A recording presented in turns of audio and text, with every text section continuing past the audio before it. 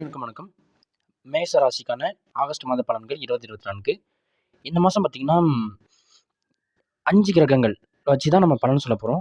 இந்த 5 கிரகங்களில் வந்து புதன் மட்டும்தான் ஒரு இடத்துலேருந்து இன்னொரு இடத்துக்கு மாறாமல் 4ஆம் இடத்துக்காலே இருக்கார் ராசிக்கு. அதாவது கடக ராசியில் புதன் இருக்கார்.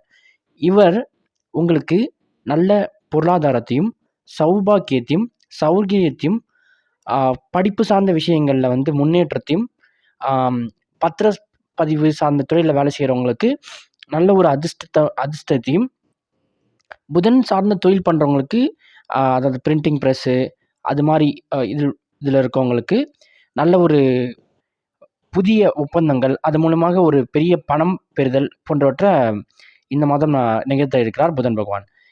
அதுக்கப்புறம் பார்த்தீங்கன்னா சுக்கிரன் பகவான் வந்து மாத ஸ்டார்டிங்கில் பார்த்தீங்கன்னா 5ஆம் இடத்துலையும், அதுக்கப்புறம் வந்து அதாவது 2/8 வந்து 5ஆம் இடத்துக்கு போகிறார். அதே மாதிரி 27/8 வந்து 6ஆம் இடத்துக்கு போகிறார். ஃபஸ்ட்டு வந்து 4ஆம் இடத்துல இருக்கிறார் சுக்கிரன் பகவான். 4ஆம் இடத்துல இருந்து நல்ல ரிலேஷன்ஷிப்பில் ஒரு அந்யுன்யம், கணவன் மனைவிக்குள்ளேயே ஒற்றுமை, அதெல்லாமே வலு சேர்க்க போகிறார் ஃபஸ்ட்டு 2 நாள். அதுக்கப்புறம் 8ஆம் இடத்துக்கு போயிட்டு சுக்கிரன் பகவான் சிம்ம ராசியில் சஞ்சாரிக்க இருக்க போகிறார். எத்தனை நாள்னா கிட்டத்தட்ட 25 நாள். அப்போ வந்து ஆரோக்கியமான விஷயங்களில் வந்து கவனம் செலுத்துவார். உடல் சார்ந்த விஷயங்களில் கவனம் செலுத்துவார். கணவன் மனைவிக்கிடையே இருந்த உடல் உபாதைகளுக்கு நீங்கள் ஃபோக்கஸ் பண்ணுவீங்க. அவங்களுக்கு ரிலேட்டடாக கொஞ்சம் ஸ்பெண்ட் பண்ணுவீங்க. டாக்டர்கிட்ட கூப்பிட்டு போவீங்க. கொஞ்சம் அலைச்சல் தர இருக்கிறார். அதே மாதிரி 6ஆம் இடத்துக்கு போய் கேதுவோட கனெக்ட் ஆகி 27/8க்கு பிறகு கேதுவோட கனெக்ட் ஆகி 6ஆம் இடத்துல இருக்கிற சுக்கிர பகவான் மனக்கவலையும் நஷ்டத்தையும் தர இருக்கிறார் கூட்டு தொழிலில். அதே மாதிரி வண்டி வாகனங்களில் அடிக்கடி சிரமங்களையும் விபத்து போன்ற சில தவிர்க்க முடியாத சங்கடமான விஷயங்களை செய்ய இருக்கிறார். இதில் கவனம் செலுத்துங்க. அதே மாதிரி பயணங்களில் கொஞ்சம் ஜாக்கிரதையாக இருங்க. சூரிய பகவான் வந்து ஸ்டார்டிங்கில் வந்து 4ஆம் இடத்துல இருக்கிறார். அதாவது கடகராசியில் இருக்கார். ஃபஸ்ட்டு 16 டேஸ், அதாவது ஆடி மாதம் ஃபுல்லாகவே.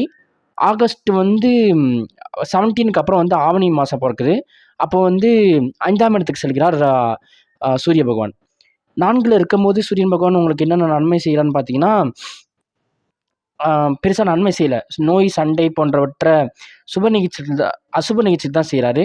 அதனால் வந்து உடல் ரீதியான விஷயங்களில் வந்து வேலை சார்ந்த விஷயங்களில் வந்து கொஞ்சம் கவனம் செலுத்துங்க. 5ஆம் இடத்துக்கு போனோடனே மேலும் அந்த இது வந்து கொஞ்சம் ஹைலைட் பண்ணி காமிக்க போகிறார். கூட வேலை செய்கிறவங்களோட விரோதம் ஏற்படும். ப்ரொமோஷன் வருமா, இல்லை சம்பளம் வருமா, வேலை சார்ந்த விதத்தில் கொஞ்சம் பதற்றமான சூழ்நிலை ஏற்படும். வேலை தேடிட்டு இருக்கவங்களுக்கு ஒரு நிலையற்ற வேலை இல்லாத தன்மையை ஏற்படுத்தி கொடுக்கும். ஸோ இதெல்லாம் கொஞ்சம் கவனமாக ஹேண்டில் பண்ணிக்கோங்க. இது மேஷராசிக்கான சூரியனோட பலன். இப்போ செவ்வாயை பார்ப்போம். செவ்வாய் பகவான் ராசிக்கு 2ஆம் இடத்துல இருக்கிறார். அதாவது ரிஷபத்தில் இருக்கிறார் ஸ்டார்டிங்கில். எப்போ வந்து அவர் 3ஆம் இடத்துக்கு போகிறாருன்னா 27/8க்கு வந்து மிதுன ராசிக்கு போகிறார். அது 27 வரைக்கும் செவ்வாய் பகவான் வந்து 2ஆம் இடத்துல இருக்கிறார். 2ஆம் இடத்துல செவ்வாய் பகவான் இருந்து உங்களுக்கு வந்து வாக்கு பணம் விஷயங்களில், நிலம் சார்ந்த விஷயங்களை வந்து வீண் விரோதங்கள், பகை ஏற்படும். நிலம் சம்மந்தமாக யாராவது வந்து பேசுகிறாங்க அப்படின்னா அவங்கக்கிட்ட அனுசரித்து போங்க. சொந்தக்காரங்கிட்ட அனுசரித்து போங்க, விட்டு கொடுத்து போங்க.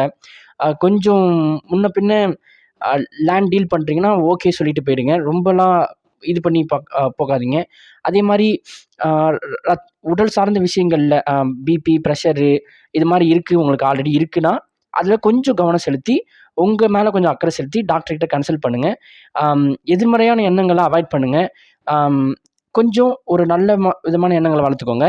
அதே மாதிரி 27/8க்கு அப்புறம் செவ்வாய் பகவான் வந்து மிதுனத்துக்கு போகிறார். அப்போ வந்து ஜெயம், நிலம் சார்ந்த விஷயங்களில், தொழில் சார்ந்த விஷயங்களில் கிடைக்கும். ரியல் எஸ்டேட் பண்ணுறவங்களுக்கு நல்ல ஒரு லாபம் கிடைக்கும். செங்கல் பிஸ்னஸ் பண்ணுறவங்க, செவ்வாய் காரகத்துவமான பிஸ்னஸ் தொழில் பண்ணுறவங்களுக்கு 8 செவ்வாய் பகவான் மிதுனத்துக்கு போன பிறகு ஒரு நல்ல ஒரு அதிர்ஷ்டமான ஒரு அமைப்பாக இருக்கும்.